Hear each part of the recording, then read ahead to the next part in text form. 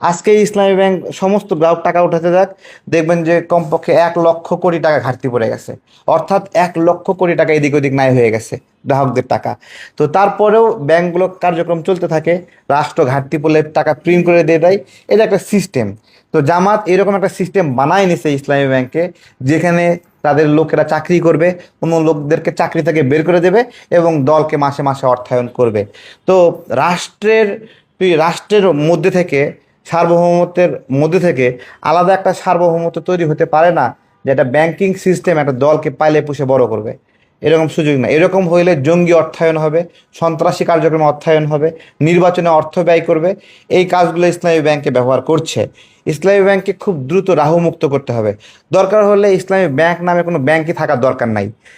কারণ একটা ব্যাংক কখনো রাজনৈতিক কাজে ব্যবহৃত হতে পারে না। কেউ প্রশ্ন করতে পারবে যে ঢাকা ব্যাংক নামের ব্যাংক বিএনপির কাছে ব্যবহৃত হয়? কেউ ট্যাগ লাগাতে পারবে যে বিএনপির লোকেরা এখন চাকরি করে? কেউ বলতে পারবে যে আপনার হলো ইউনাইটেড ব্যাংক আপনার হলো বিএনপির কাছে, বা কোনো একটা ব্যাংক আওয়ামী লীগের ব্যাংক, কেউ বলতে পারবে যে এই ব্যাংকের কর্মীরা সব আওয়ামী লীগের? বলতে পারবে না। তাহলে আলাদাভাবে একটা আইডেন্টিটি বানায়।